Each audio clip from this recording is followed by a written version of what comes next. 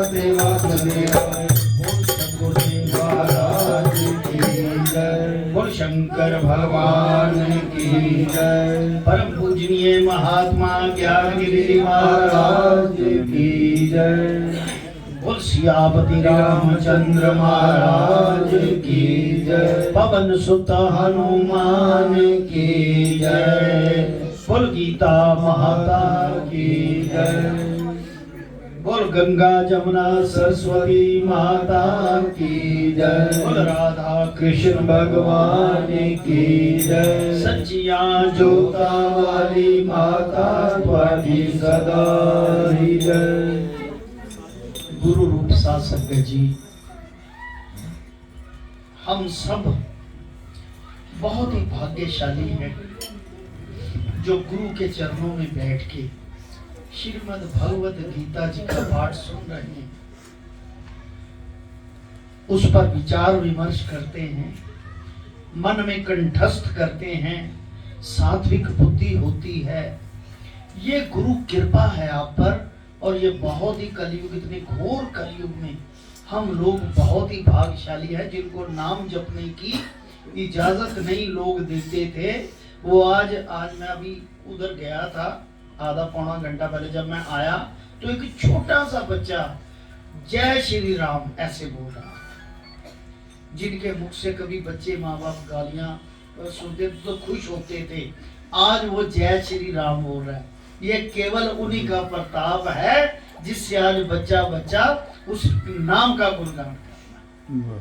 जो लोग गुरु शरण में बैठते हैं, सतगुरु महाराज जी को हृदय से पूजते हैं, सतगुरु महाराज उनका उद्धार भी करते हैं और आशीर्वाद भी देते हैं ताकि इस लोक में भी सुख मिले और आनंदमय कोश में भी उनको सुख मिले। वो शंकर भगवान की एक छोटी सी बात, थोड़ा सा सरलार्थ, टाइम तो खैर 9 बजे तक तो हमारे पास है टाइम, ऐसी बात नहीं, छोटा सा सरलार्थ करता हूँ, उसको ध्यान दें। हम पहले जो 3 मंत्र बोलते हैं, ओम नमो शिवाय, ये इसका पूरा मतलब है, ओम का मतलब हे परमपिता परमात्मा तुमको नमस्कार है, शिवाय और मुझे सुख की प्राप्ति हो। शिव नाम सुख का है। ये इसको पढ़ने से पहले ये प्रार्थना की जाती है, यानी कि जो मंत्रों का फल है वो 100% है, ये ध्यान रखना। मंत्रों का फल 100% है और भावना को मिला दिया जाए तो 150% लगा लो, 200% लगा लो। मंत्रों का फल 100% है, आपको भावना की तरफ कर देगा। फिर कहते हैं ओम कलिंग कृष्णाय नमः। गुरु महाराज जी ने कहा था ये बहुत ही बहुमूल्य मंत्र हैं और हर समय बोले जाते हैं। आज से नहीं, 50-60 साल से हम गुरु महाराज जी के पीछे पीछे बोल रहे हैं।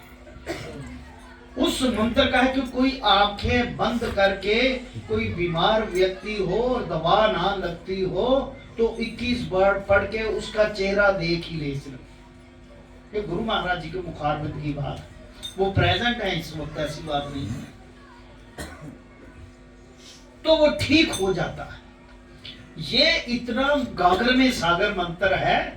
ये वशीकरण मंत्र भी है। वशीकरण का मतलब गलत नहीं होता कि आपके घर में लड़ाई झगड़ा चल रहा है, कलेश चल रहा है, तो ये मंत्र चारों तरफ घर के घूम के बोल भी दिया जाए तो घर में कलेश की शांति हो जाए। बस मतलब बस में हो जाना एक दूसरे की। कोई शत्रु जिससे आप परेशान हैं उसका ध्यान करके ये मंत्र बोल दो, वो भी शांत हो जाए। ये शांति मंत्र है। असल में देखा जाए वशीकरण शांति को कहते हैं। जो इसका दुरुपयोग करता है वो तो भगवान शंकर ने पहले कील रखे हैं। दुरुपयोग करे थे उसका असर ही ना हो, वो पहले कील रखे हैं। ऐसे ही तांत्रिक मांत्रिक फेल नहीं हो जाते। औलादों को इतना तकलीफ होती है उनकी को देखो ऐसे उजड़ी पड़ी है, मैंने देखा, क्योंकि वो गलत कर जाते हैं। इसलिए जो सात्विक मंत्र हैं, जो गुरु महाराज जी के प्रदान किए हुए मंत्र हैं, हम पहले श्रीमद् भगवद गीता के बोलते हैं। जब समापन होता है, संपूर्ण होता है अध्याय, तो उसके बाद भी बोले जाते हैं। उसका यही है कि हे ईश्वर तेरी शरण आए हैं, हमने गीता पाठ सुना है, पहले सुनने लगे हैं, अब सुना है हमें सुख की प्राप्ति हो, मतलब यही है। मतलब इसलिए समझाया कि आपकी फीलिंग बन जाए, वो आपकी वो भावना बन जाए, इसलिए। और सभी तीसरे अध्याय में क्या था, कर्म योग। छोटी सी एग्जांपल दूंगा। कर्म योग में यहां लिखा है कि माता पिता की सेवा और दूसरे लोगों को भी धर्म की तरफ इधर लगाओगे, यही कर्म योग जो है, यही धर्म आपका बन जाता है। यानी कि आप जो काम कर रहे हो, इसका मतलब ये कि ईश्वर ने आप लोगों की ड्यूटी लगा दी कि दूसरे लोगों को भी प्रेरित करो, ताकि वो जो गलत साइड पे लगे हैं उनका मन इधर लग जाए और वो भी कल्याणकारी हो। याद रखना, एक आदमी को साथ लाता है, उसका 25% फल उसे मिलता है, उसका कर्म किया हुआ। आप एक आदमी को लेकर आओ तो वो जितना भी भजन करे उसका 25, उसको 100% ही मिलेगा, पर 25% ब्याज उसका आपको मिलेगा। ऐसा शास्त्र में लिखा है। कहते हैं ना, तू चलेकर एक पग, मैं चलूं पग 60। तू उसके काम के लिए चला है, ये बीच में से निकालनी चाहिए, उपज निकालनी चाहिए, तो वो भी तेरे लिए चलेगा, ऐसी बात नहीं है।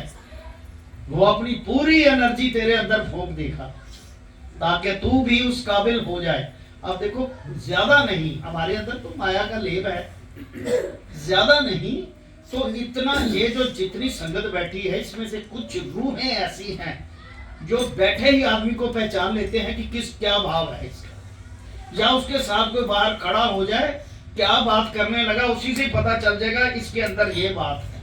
तो ये चक्षु है, ये क्या है, ज्ञान चक्षु, ये ज्ञान चक्षु है। कुछ लोगों के, उनको तो उल्लू बनाया ही नहीं ना जा सकता, तो कितना भी उसको कह दे लेकिन वो मूर्ख नहीं उनको बनाया जा सकता। तो ये गुरु महाराज जी की रहमत और कृपा है। बोल शंकर भगवान की। एक धर्म की बात और कहता हूं, मंत्रों का गोला फल है, छोटी सी बात है, अगर आप लोगों की इजाजत हो तो कहता हूं। अंगिरस ऋषि थे, उनका पुत्र जीव उसका नाम था, और भारद्वाज मुनि के पुत्र जो थे कवि उसका नाम था। वो अंगिरस जी के पास आके, ऋषि के पास आके, गुरु जी मुझे ज्ञान दीक्षा दो ताकि मेरा ज्ञान चक्षु खुल जाए। अब उनका पुत्र भी साथ बैठता था और शिष्य भी साथ बैठता। शिष्य उस जिसका नाम कवि था, जो भारद्वाज जी का पुत्र था, उसकी दिव्य दृष्टि सी, इतना टैलेंटेड था कि ज्ञान को एकदम घोट के पी जाता था। कोई बात के उससे भी कई बातें उपज आती थी इससे। उनका बेटा जरा थोड़ा, वो भी टैलेंटेड था लेकिन थोड़ा कम था। अब अंगिरस ऋषि जी कहते कि मेरा जीव जो है बेटा, ये थोड़ा कम है, मैं चाहता हूं ये थोड़ा, इससे थोड़ा ज्यादा इसको आना चाहिए, पता नहीं क्यों। एक बार दोनों को बिठा के प्रश्न पूछे, उनकी परीक्षा ली गई दोनों की। पहले उन्होंने अपने बेटे से पूछा कि सबसे पतला कौन है, बारीक और पतली चीज कौन सी। बेटा चुप करके सोचता रहा। उस कवि ने कहा कि सबसे पतला ज्ञान है, सूक्ष्म है, बहुत बारीक है। और ऐसे 2-3 क्वेश्चन और पूछे तो कवि ने जल्दी जल्दी जवाब उसके दे दिए। वो समझता कि मेरा बेटा, मैं इसको तेज कैसे करूं, जबकि गुरु में ये चीज होनी नहीं चाहिए। वो शंकर भगवान की कि मेरा बेटा आगे जाए और ये पीछे रहे। ये गुरु तत्व में दोष है, ये नहीं होना चाहिए। जिसमें टैलेंट है वो आगे आएगा, क्योंकि भगवान की वो रोशनी है, भगवान की किरण है, वो आएगा। तो गुरु को एक युक्ति सूझी कि जीव को, और बाकी जो स्टूडेंट पढ़ने आते थे उनके पास, विद्यार्थी, वो जीव को उठाकर, अपने कवि को उठाकर कहता, भाई देखो मैं क्लास लेने लगा, तू उठ, तू सबसे ज्यादा समझदार है, जाके घास फूस उठा, लकड़े काट और रसोई करने का सारा काम, सफाई सफाई आश्रम की कर। वो कहता जो आज्ञा गुरुदेव। अब कवि तो करने लग गया काम, 2 दिन हुए 3 दिन हुए, उन्हें किसी ना किसी जब पढ़ाई का समय हो तो उधर लगा दिया। बाकी अपने बच्चे को दूसरों के साथ बिठाकर उसको कोशिश करे कि ये थोड़ा ज्ञान प्राप्त। 4-5 दिन जब ऐसे हुए तो कवि के मन में ख्याल आया, जब गुरु जी कुछ ज्ञान की बात करते हैं तो मुझे काम के लिए इधर भेज देते हैं। वो गुरु जी के पास चला आया, कहते स्वामी जी, हे महाराज, मुझे मेरे मन में शंका आ गई है कि मुझे आप जब विद्या देते हैं, ज्ञान की बात करते हैं, तो मुझे किसी ना किसी बहाने लकड़ियां लेने भेज दे, लकड़ी काटा या घर की सफाई झाड़ू लेके ये कर। तो कहता तू गुरु पे शंका कर रहा है। गुरु ने क्रोध किया उस पर। हालांकि ये दोनों तत्व गुरु के बहुत अच्छे नहीं हैं। वो कहता चल मेरे आश्रम से निकल जा। वो निराश होकर आश्रम से निकल गया बेचारा। वो गौतम ऋषि के पास आया। गौतम ऋषि को सारी गाथा सुनाई। कहते पुत्र तू चिंता ना कर, मैं बैठा हूं, मैं तुझे विद्या दूंगा। उन्होंने इतनी विद्याएं उसे दी, उसे पता चला कि और भी उसमें विद्या का जिज्ञासा है कि मुझे और भी मिले। कहते बेटे और भगवान शंकर से जाके मिलेंगी, आप उनके पास जाकर प्राप्त। तो कवि जी भगवान शंकर जी के पास गए, उनका तप किया, तपस्या की, प्रकट हुए। बोलो क्या चाहते हो? कहते जी मैं कुछ नहीं चाहता, मैं आपकी शरण चाहता हूं। कहते जा तुझे मैं एक खुश होके मृत संजीवनी विद्या देता हूं। मृत संजीवनी विद्या का मतलब कि मरे हुए को जिंदा, मृत संजीवनी। खुश हुए, प्रदान कर दी। सारे राक्षस खुश हो गए और कहा कि तुम्हें इन राक्षसों का गुरुत्व भी देता हूं। उस कवि को बोला। अब उसके पास मृत संजीवनी थी। राक्षस जो भी कोई मरता उसके पास आता, उसके बाद उनका गुरु बने वो कवि। वो उनके पास आते, वो जिंदा करता। इस तरह उन्होंने देवलोक पे पूरा राक्षसों ने कब्जा कर लिया। फिर दोबारा भगवान शंकर के पास गए सारे देवता कि आपने उसे मृत संजीवनी दे दी, कुछ सोच लिया होता। वो तो राक्षस उसके पास जा जाकर काम खराब कर रहे हैं और देवलोक में हाहाकार जो जनता के कल्याण के लिए हैं, ये तो राक्षस ही फैलाएंगे। भगवान शंकर ने कहा कोई बात नहीं, मैंने वचन दिया है तो मुझे संभालना भी आता। उन्होंने क्या किया कि मुंह को खोला और पावर से शुक्राचार्य को अंदर ले लिया। उधर युद्ध देवताओं और राक्षसों का चल रहा है। कवि जिसका नाम, उसको अपने अंदर बिठा लिया। अब कोई भी कौन जिंदा करेगा, वो तो उसके अंदर है। ऐसे उन्होंने राक्षसों से बचाव किया। जब देखा भगवान शंकर जी अंदर भी वो तप करने लग गया। कहता अंदर अब मुझे ढक दिया इन्होंने। अंदर फिर भगवान शंकर जी का नाम लेके भजन करना शुरू कर दिया। वो कहता बात नहीं आया, मैंने अंदर कर लिया, फिर नाम लेकर। उन्होंने फिर मुख से बाहर निकाला। कहते आज से तुम्हारा नाम शुक्राचार्य और राक्षसों के गुरु तुम हो। ध्यान रखना कि जन कल्याण के काम होने चाहिए, तुम्हारे गुरुत्व में कमी नहीं होनी चाहिए, ये याद रखना। और ग्रह मंडल में जितने भी ग्रह हैं उसे तुम्हें उसमें स्थान दिया जाएगा। ग्रह मंडल में जितने भी सूर्य, चंद्र, मंगल, बुध, बृहस्पति और शुक्र को भी उसमें स्थान दिया गया। शॉर्ट नेम उसका शुक्र स्थान दिया गया। और कहते बृहस्पति जो कि देवताओं के गुरु हैं, उनका एक 30 डिग्री का मीन स्थान है। मछली जिसे मछली आकार का बना हुआ है मीन स्थान, उसमें तुम्हें उच्चता प्रदान की जाती है, लोगों को अच्छा फल देगा। यानी कि इस कथा का निचोड़ क्या है कि जिसके अंदर सात्विक की भावना है, गुरु चाहे कुछ भी कहे लेकिन भगवान ने उसे देना है। अपना आप साफ रखो, भगवान कुछ ना कुछ कोई युक्ति करके आपको दे देगा, सुविधा प्रदान कर देगा। वो शंकर भगवान की सियावर राम जय जय राम। मेरे प्रभु राम जय जय राम। मेरे श्री राम जय जय राम।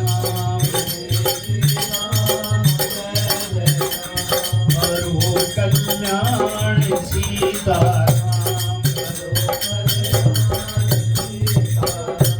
तीसरे अध्याय का महात्म करते हैं।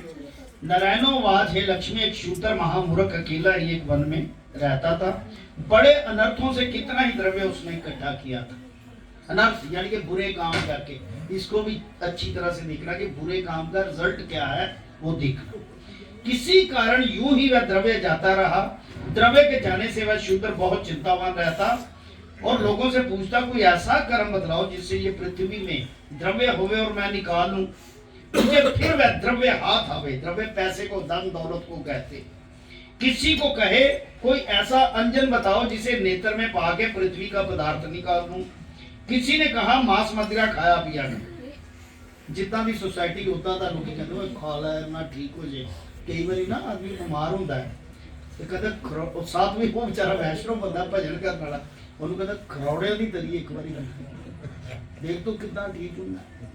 ਉਹਨੂੰ ਪੁੱਠੀ ਮੱਤ ਦੇਣੀ ਸ਼ੁਰੂ ਕਰ ਦਿੰਦੇ ਲੋਕ। ਜਾਨ ਕਿ ਹੋਰ ਵੀ ਵੈਜੀਟੇਰੀਅਨ ਦੇ ਵਿੱਚ ਹੈ ਨੇ, ਉਹਨੂੰ ਕਹਿੰਦੇ ਨੇ ਜਿਹੜਾ ਜੋ ਦੇਖ ਲੈਣਾ ਕਿ ਉਹ ਥੋੜਾ वह वही खोटा कर्म करने लगा, चोरी करने लगा। एक दिन धन की लालसा से चोरी करने गए। रास्ते में चोरों ने मार दिया।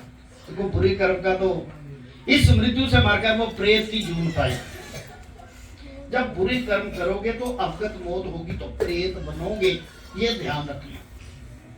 बुरे कर्म त्याग दो, किसी का दिल ना दुखाओ।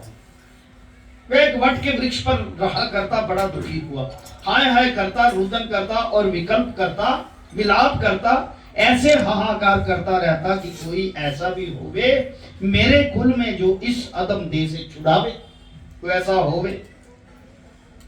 ऐसे हाहाकार करते करते बहुत दिन बीते। इतने में उस शूद्र की स्त्री से पुत्र जन्मा।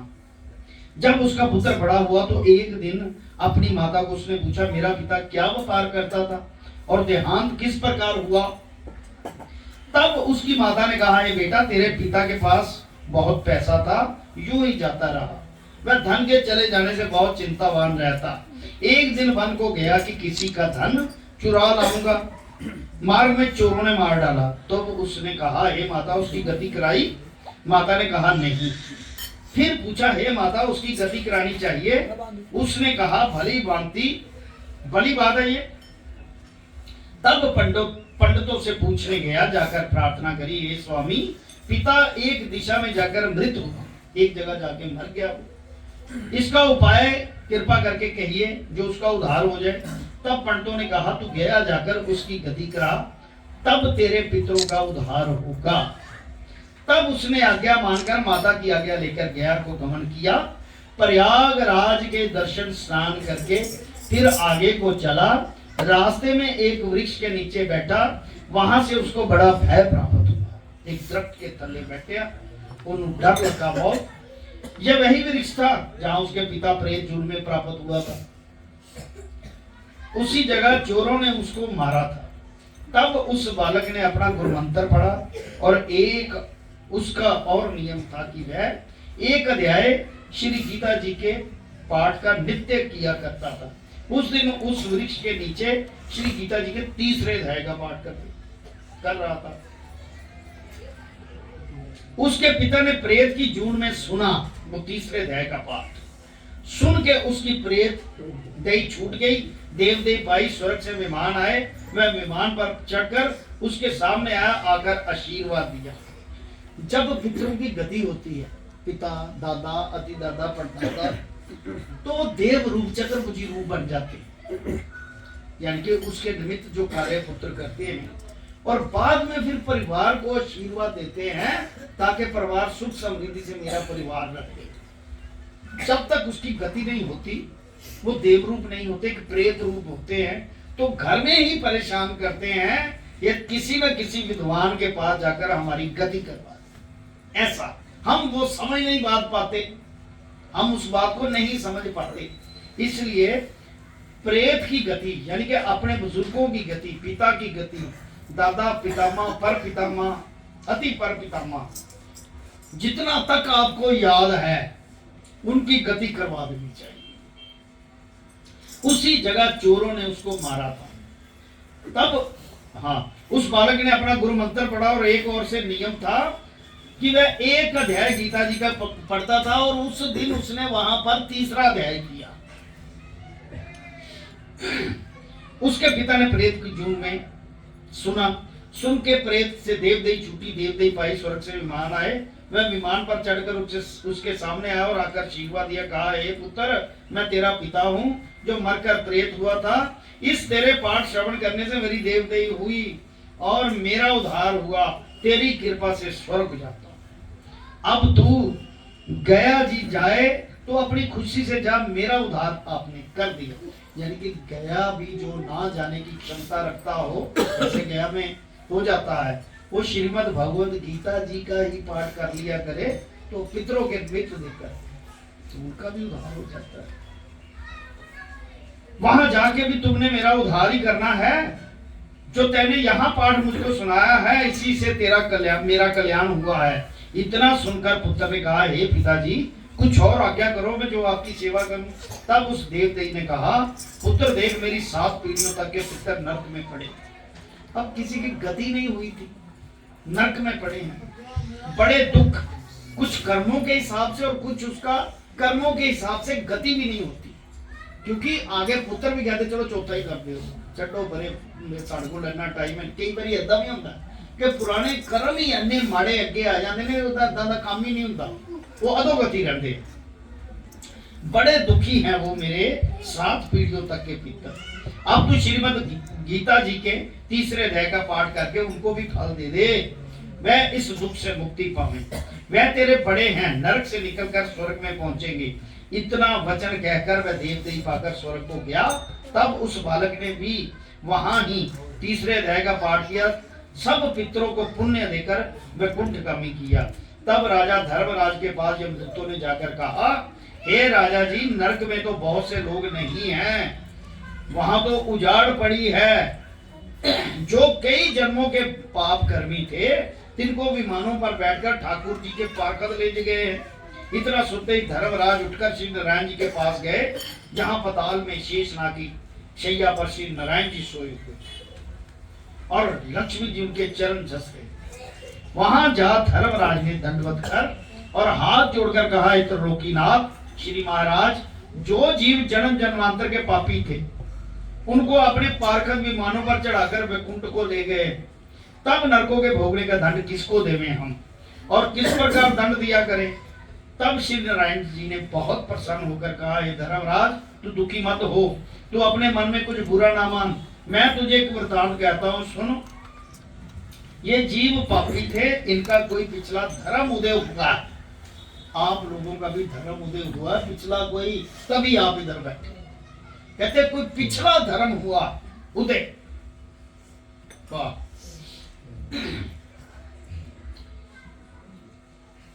उन जीवों को कहता है कि हाँ, धर्म से महापापी वैकुंठ को गए हैं, पिछला धर्म उदय हुआ है, उस धर्म से कई महापापी वैकुंठ को गए हैं। और ये एक आज्ञा तुझे देता हूं, जो जीव श्री गीता जी के पाठ करते हैं और श्रवण करते हैं, या किसी को पाठ किए का फल दान करते हैं, करने वाला पाठ, सुनन वाला, या अपना दान को किसी का अर्ज की देखिए।